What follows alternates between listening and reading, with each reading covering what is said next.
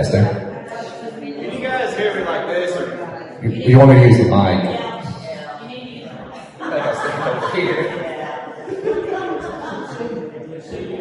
All right. Well, thank you everybody for coming out. It's getting a little cooler. It's already dark, which is kind of funny.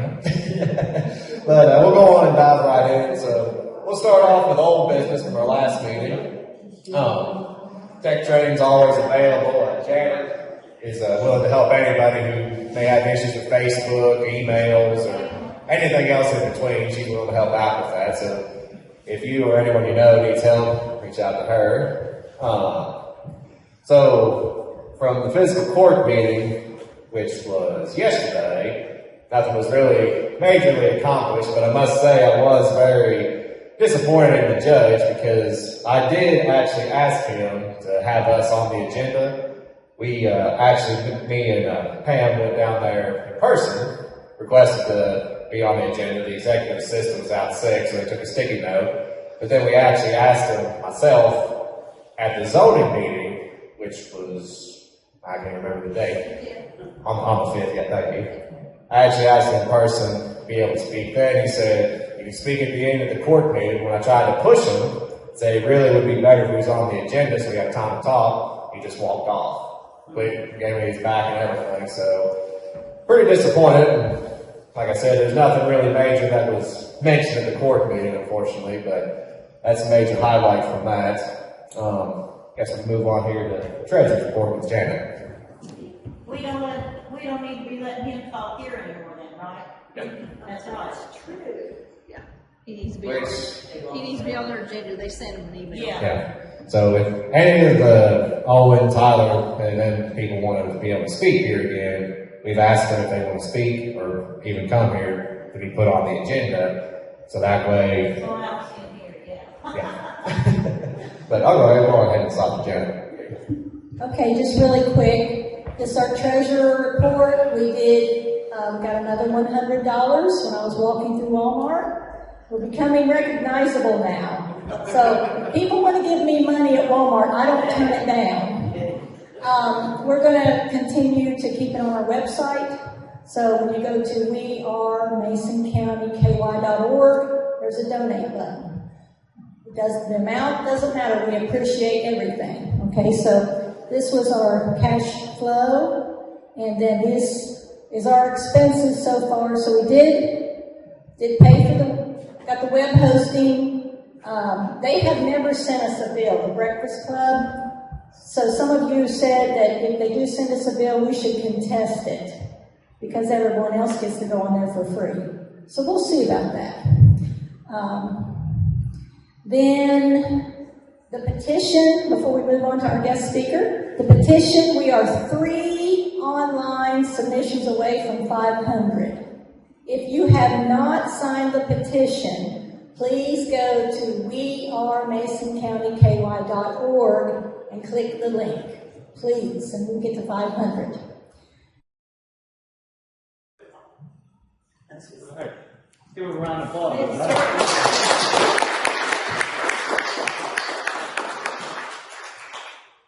Okay. Where do you go? You want to always Yeah. So, there we go. So, on to the new business. The Joint Planning Commission meeting. Probably gonna be good. For anybody who also attended that too, in my opinion, it was very interesting. And to say that is mostly because, in my opinion, I felt that the board members, their body language, the way that they were describing how they felt to George Larger and Michael Clark, I kind of feel that our zoning board members have kind of been left in the dark as to the going ons of what's needed in terms of ordinances, regulations, and everything else. And the document that was submitted at that meeting, this 8-page draft, and I'm going to get to that in a second while I'm calling it that, it's 8 pages and it's an initial start. They need to make it clear that this is an initial. The only problem that I have with it, which our group, we've actually through the group attorney, he's actually sent documents from Oldham County and other counties across this side of the nation that have already done stuff on paper, got stuff wrote down, sent that to the county attorney. Because there's supposed to be only three people, that wrote up this draft of the zoning board. The first is supposed to be John Nestor, the county attorney, either him or one of the assistants, George Larger, the zoning and planning administrator, and Michael Clark, the zoning and planning attorney. Those three people wrote up this draft, from what I understand. Well, when I started reading into it, at first I thought there was only one line I agreed with. Only got one thing right. Turns out I didn't even get that right. And when you open the document up, which I have it on the city's website, which I can repost the link, it's in the group, but I can repost the link here after this video if anybody wants to refresh themselves on that. It starts out saying that data centers need to be located in I-3 zone. And at first I thought that makes sense. I agreed with it at first, because I was under the impression I-3 zoning would be our heaviest zoning for industrial uses, the heaviest you can imagine. Think like, down in the city where all the factories are. That was what my impression was. It ain't that. It's new. And what it stands for, I-3 stands for, I looked it up, is rural industrial. So the question is, what does rural industrial mean? At this time, I haven't gotten access to anything that explains that. My impression of what I got from it, this is my opinion, I thought it would be something like ribs up in Colesburg. The feed, the grain elevator place. That makes sense. They're partially industrial. Southern states and Naysville would have a fertilizer building. It makes sense. That's industrial. We got three-phase electric down there. There's no set definitions at this time what rural industrial means. But it's brand new. Right now, the heaviest zone for industrial the county has is I-2B. That's our heaviest zone we have for industrial. That takes supposed to take care of everything all the way up to paper bill, these paper pipe. So I-3, just based on the numbers, is above that. What that is, I don't know. But then the next line on that, which, like I said, I thought they had one thing right, but they didn't have that right. The setbacks they have, which to me is a major insult, even from the solar debate, the setbacks they have from property lines. So say they get the amount of land they want, then you have all the people around them who touch it. Well, based on that document, they can build it 250 feet from the property line. Elsewhere in the state, their minimum numbers they have are 1,000 feet. Slightly better, but the fact that that's the number they went with, 250, kind of says a lot about how they really care. Then they went on to talk about building heights. Maximum these buildings can be built, and it's pretty freaking tall, surprisingly, 75 feet. So, just for sake of argument here, just imagine this. Right over the hill here, 75-foot building that you can see right out here in the middle of the county. Far away from Maysville, far away from anything like the power plant, paper mill, just right there in the middle. Yes, sir. Didn't Tyler say one of the one-story buildings? Yes, that's what he said. What is that? He said lots of it. But designs will change if they're allowed to have that much leeway. Yep. So they're selling it as one-story buildings. Now we're in ordinances with multi-story. Yep. But then the main thing that I got out of the document, and this is one that I do want to stress on everybody, if you go out, want to send an email, give them a call, the elected officials, people on the zoning board, they did have almost a whole page, really almost 2 pages, talking about noise. Well, the problem is, in this document, it doesn't address nuisance noise. See, they say that the noise cannot exceed 55 decibels. That's about, I'm just trying to think here. Oh, It's a box fan. yeah, a box fan, right, for comparison's sake. But the problem is with these facilities, while their sound may be at or below that specified rating, the frequencies in that sound is not addressed in this document. And it's a constant sound, you cannot get away from it. Penetrates everything, and it carries for miles too. There's been more studies done now that actually says, yes, these frequencies in this noise actually do carry a very long distance. The document does not address that at all anyway. So like I said, this document from the Planning and Zoning Commission, I wouldn't even call it a draft, I call it more just an idea.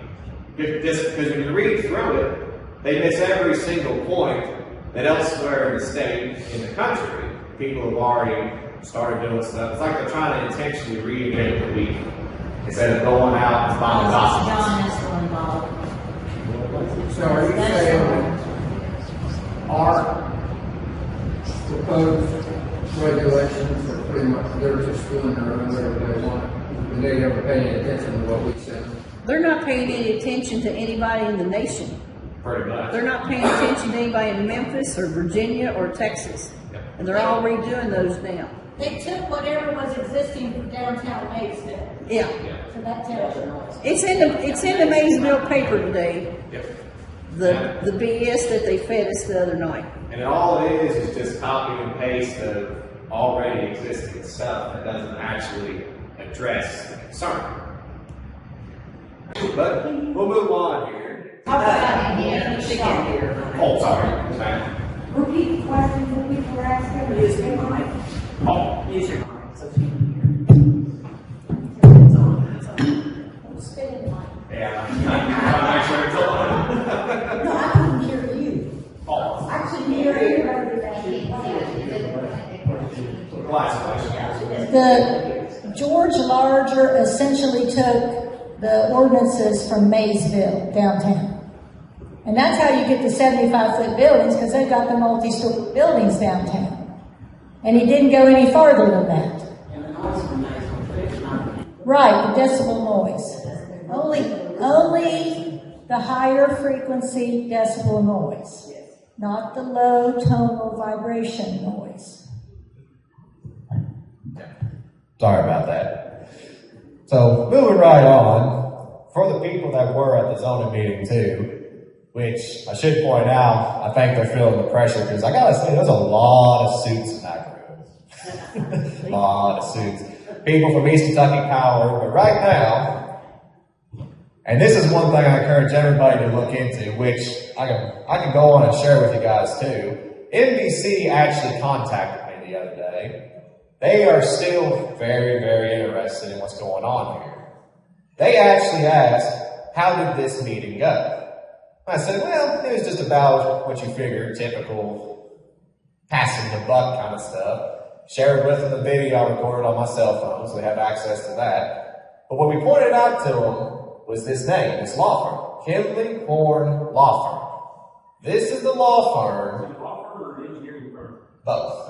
Okay. So I looked them up. They're one of the biggest firms in the country. They specialize in doing all types of engineering, law-related stuff with engineering for Land use. yeah. They do just about everything you think of for a project. And they're in 40 states. Yeah.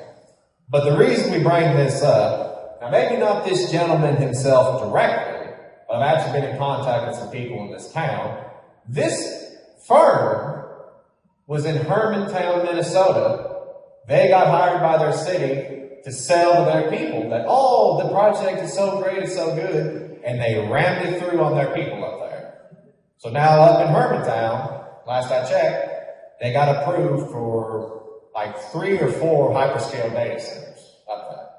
And this law firm right here was the ones behind that. And now they're here in Mason County, which they've been retained $5,000 from the county judge, which for people who don't know, he has up to $50,000 to spend to bring in experts. Now, these experts are supposed to be unbiased, and they're supposed to be people that just talk about them in general, all aspects of them and everything else for the zoning board. So, I believe that there's some other people there too. I think we've already spent, meaning in the county's aspect, $10,000 of tax money already. And this is just for bringing people in just to talk about them. But this gentleman here, he'll be at the zoning meetings. I'm not sure if he'll be there on the 3rd, but he'll be there on the 9th and the 10th. So, He's presenting on. he's presenting, honestly. Let me add a little bit to this. The man stood up, he was introduced, And when they started pressuring for dates, he started saying, oh, but the holidays are coming up, and, well, I'll have to look at my calendar, and they asked him to look over their zoning draft, their ordinance draft, and get back with them to see how it could be strengthened. So our planning and zoning board, they were working for us. They did say, we need your help to make this the most stringent plan to protect our community. So, the very next day, I emailed this man, and I said to him, as a concerned citizen of Mason County, I've reviewed your firm's website, and I see that you're involved in all aspects of data center development. So my questions are, number one, are you affiliated in any way with the owner-operator that is looking at Mason County? Number two, have you signed an NDA about this project? And number three, how can you remain unbiased in helping us develop a stringent ordinance when your firm is so committed to helping data center development? It's been since November 6th, and I have not received a reply. And you know he checks his email every day.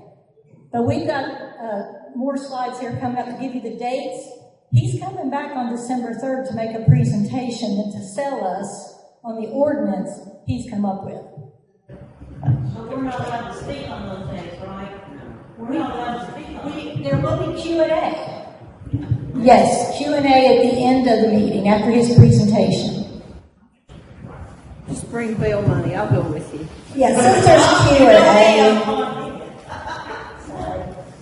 Q&A on the 3rd at the front of the college at the Crockett Auditorium, I think we all need to come up with just a simple question, and we kind of need to confer with each other to make sure we're not being repetitive, okay? I've got to go because I've got somebody that's in the hospital, but I just want to say I hope everybody in this room speaks, asks a question on the 3rd, and then can come that next week on the 9th or the 10th, preferably the 9th to sign in, because they might not get to everybody who can speak after 3 minutes. You can speak and say whatever you want, facts, basically, Okay, I'm sure you're all going to talk about this, but I just apologize that I've got to go. But I just want you to encourage you to speak and get someone you know to come as well, please. Thank you so much.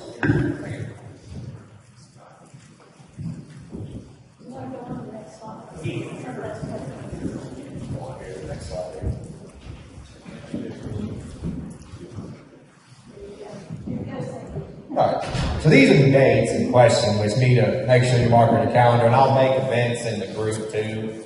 So, if you're on iPhone, when you click on the event, and, I don't remember how it goes here, you can actually go into it the way that we got it set up, or interested or going. If you click going, it can actually add it to your calendar on your phone for you. I'm not sure how it is on Android, but I gotta say though, they expect a really big crowd for those dates as they now going out to the community college.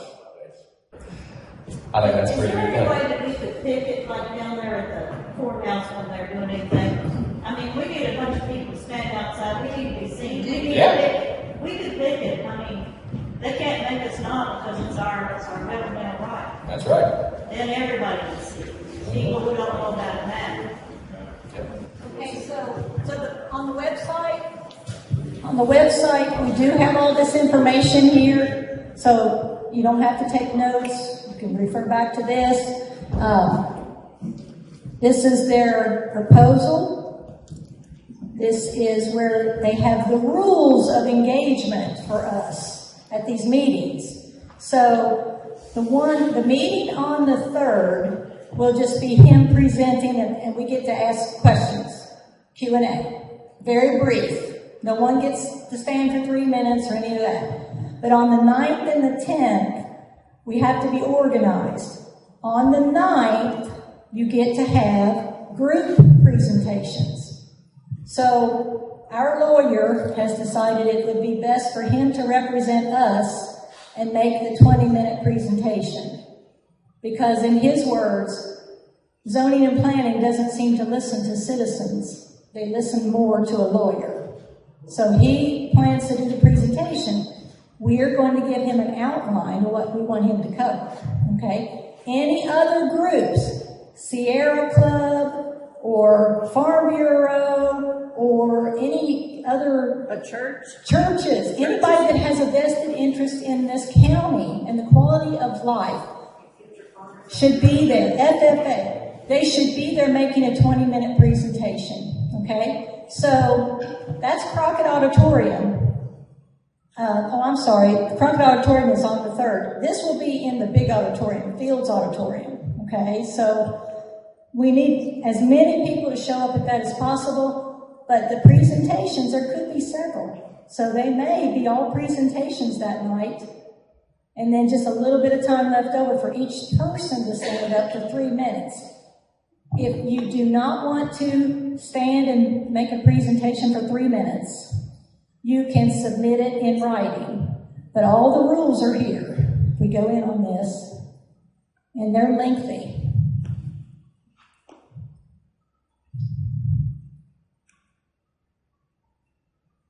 They have everything outlined here, just like we did. But then when you get down here, 20 minutes, that's on the 9th. You have to register by December the 2nd. So you have to register to present before this man ever comes here to make a presentation. I asked about that, and they said, it's the timeline. And then if you want to submit something in writing, they're signed under oath and notarized. And they may be submitted before, there's a 4:30 p.m. on December the 9th, or brought and handed in to the designated person at the college that night. They can be no more than 10 one-sided pages, double-spaced, 12-point Times New Roman, 1-inch margins. It's a term paper, okay? It doesn't take very much to fill that. When you double-space, you've got 1-inch margins and 12-point font. All right, so, but if you do not want to get up and present, then please submit something in writing. No. And Andy says, do you think it will be read? Well, I will say, this is the experience I've had with the PSC down in Frankfurt. When I went down there, they actually genuinely did read people's written comments. They genuinely did. No, not out loud down there, but they did receive several emails, letters down there, even that day when we went down there. That's the state level. I'm not sure how they'll do it down here on the county level. But the hope is that they'll read everything that they get. That's the hope. But, all right. Will the Planning and Zoning Commission see all the information that's presented, or will the law firm take it back with them? Not sure. That's the only thing. That's the only thing. The hope is that they'll leave copies or even the original script with the zoning board members so they can thoroughly read through it, but just don't know. What about if you made 2 copies and you turned one in, or maybe 3, one to us, one to the newspaper, and one to the zoning board? Get the newspaper involved, and that is a good thing to get the newspaper involved in any kind They'll of see what we article. said, and that it's never addressed, they'll know who did it. Why didn't you ask? All right, so we're ready to go back to the microphone. Let's see, we got anything else there? Yeah. There are a few more slides to get through. But it's just more or less this. Okay. So these are the upcoming dates that we got for the group. For our meetings here. Yeah, for out here. Because we have to prepare. We have to be ready for these December 9th and 10th meetings. And just exactly what she said. We have to have people ready to have signs. Out in front of the college, and we need to have a lot of people. And a lot of these meeting dates here, which several of the board members have been going through trying to find speakers to come and speak. Several people do want to speak, but it's always a conflicting issue with dates and times. And these are some of the more important dates to make sure that you come out. Well, just be out for the most part. But, all right. On the 20th, 4th, the And the fourth will be the day after the man presents. So that'll be good. We can come in here, we can discuss what he has presented, and then we'll all figure out what we need to say. Okay? And like she said before she left, it would be good not to be redundant. So if I say, well, I want to talk about, I want to complain about what's the low frequency noise, what's going through the horses and cows, and, if I want to say that, I don't want somebody else to repeat that, right? We got to get our ducks in a row. Yep. So this is the link to the group's website. We have an official website. Thank Janet for putting that together. So everything that's been mentioned tonight, too, dates, links for just about everything and anything can be found there at this link. Only thing you just got to add is the .org. There's only one of these, so don't get tricked on them. But then, of course, too, for the other dates, you can go to the City of Batesville's website. Kind of annoying that they have the zoning stuff with the City of Batesville instead of the county's fiscal court, but it's one of them deals. But that's the link that you can find to get to the data center stuff. Now, on our Facebook page, the group page, not the private one, I put a poll up there to ask people how many people are planning to come on December the 3rd to hear the presentation. 386 people have seen it, and only 30 people have responded in any way. 10 of them were maybes, and I guess 20 of them said they're coming. We cannot show up with 20 people. And the reason I did the poll was to see they only have 145 seats in Crockett Auditorium. So we may need them to move it to the bigger auditorium. And that's why I put the poll out there to find out from people. But encourage people to respond, okay? And when you go to Facebook, there is a special section at the top. You can click on Featured. Your featured page is where we can save pages so they don't get lost in the shuffle. So if you click on Featured, that's where we put our most important stuff. So click on Featured, and then please respond to the poll. Get a good hint. So, one thing before we get to the public comment section of the meeting, going back to Facebook, actually, I got notified about this a few days ago now. I've been trying to get into contact with somebody in Facebook support and trying to get a hold of anybody in the tech industry. It's like pulling teeth. But they've actually updated their terms of service, and they have a new function now where private groups can actually be switched to public. So what that'll allow us to do, and the way the terms of service read, so any post made, once we get the group switched to public, any previous posts, they'll stay just in the group. You won't be able to share them, but any articles, anything else that we post in the group, you'll be able to share directly from the group to your personal pages, or even just send a message to somebody on the phone. I'm trying to be in contact with them because when you go to try to switch it, they say we are currently ineligible at this time. Not sure what that means, so they say groups that are private, they have 3 categories. If they're less than 30 days old, they can be switched from private to public, have less than 10,000 followers, same deal. Or if the group's older than 30 days, has more than 10,000 followers, then you can request an exception. I filed stuff in, haven't heard back from them yet, but hopefully that'll be switched here soon, so we'll have the group public, make it a whole lot easier for everybody. Easier for you to share with other people who aren't in the group. Yep. But share the website, please. So with that being said, we'll move on to the last part of the meeting to public comment. Is there anything anyone would like to say, questions, anything at all? Yes. Is there a way for you all to try to reach people outside of Facebook? Like, especially all young people who Yeah. really use Facebook. We need somebody that's good with TikTok. I'm new. So, oh, you're fine. So,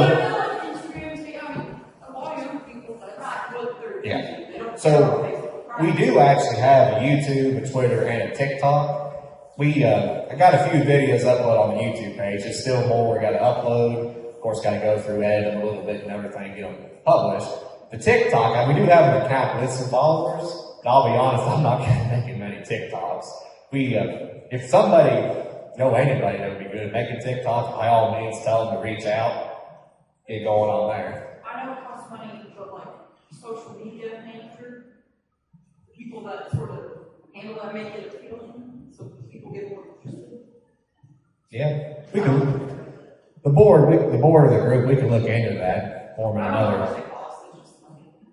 But what we can do, we can make it like a subcommittee, have one person that's in charge of a few other people, the designation would be doing that stuff, just if it comes to the board.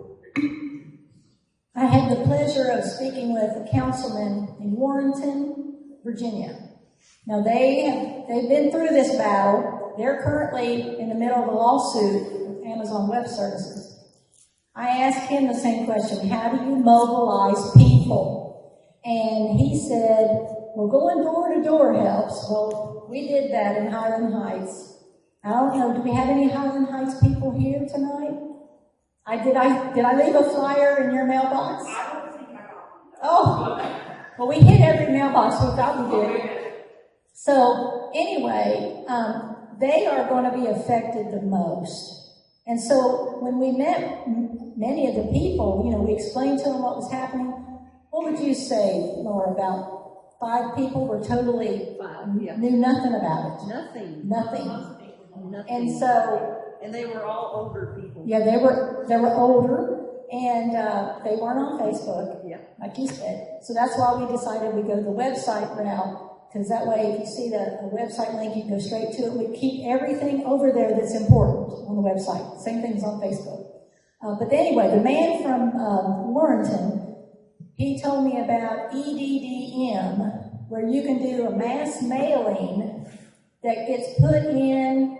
You just take it to the post office, and each one of the routes take it out, and you get a discount. So what do you all think about that? If we were to send out a flyer through the mail, I mean, that's the next best thing to reaching. What about setting up outside of like Walmart or Kroger? I don't know. The only thing with that, and it's a great idea, and I'd even be willing to do it myself too, but just thinking going to Walmart, you gotta remember too, there's going to be people in the community that are diehard, that say, yes, we want this by any means necessary. I wouldn't want anybody to get hurt or harassed or anything. That is a really good idea to do though. But the only reason I bring that up is because when Janet and Laura walked Highland Heights, somebody called the sheriff on that. Yeah. Definitely very nice. Yeah. Yeah, Deputy was very nice. No. All doors, that's what we got from them. They thought we were young kids. Right. But yeah, like setting up, that's, Well, the problem is the headquarters of Walmart and If they say no, you can't, I know. yeah, they're the ones that maybe Rule King, because this affects their bottom line. If we lose this farmland, there will be fewer purchases for farm products. And Tractor Supply. And Tractor Supply, and Southern States. And Hinton Mills. And Hinton Mills. But we gotta have volunteers to help us. She's awesome. good deal. Give that to the So, all right. yeah, I think that'd be friendly territory. Anybody got anything else? Questions, concerns, anything at all? So our county taxes are paid for this across the Indian Shore Line. Sounds like it. Yes. That'd be more than $5,000 right there to the taxes from payment. Yeah. And then there was There was another. the data center giving money to fiscal court. Probably. He's gonna probably get money. There's no way to That was my know. comment. The freedom of information requests have always been denied. So that could be another one we should find. That's my question. What about that? I saw on Facebook that the NBC was. NCC's request was denied too. And the other thing too, the city of Maysville is actually in hot water too, based on from stuff I was reading from the Attorney General's office. It was kind of like, in a way that it went, it's like they did violate the Open Records Request Act, but then they didn't. What he claims they did have information that they didn't have to share because it apparently falls under one of these stupid guidelines they got. But with how they denied NBC actually reached out to Maysville, in the way that they denied them, they actually violated the Open Records Act of Kentucky. It's a very weird ruling that the Attorney General did, but just reading into that, and it's kind of crazy to think about it that they denied one of the largest media outlets in the nation. Because to me, that's That was ABC, National News and Law Reports. Yeah. Now it's payments over that. Because to me, all that's saying is just saying, hey, there's a whole lot more to the story, so make sure you stick around. But You want me to turn this off? yeah, just press the button. But is there anything else?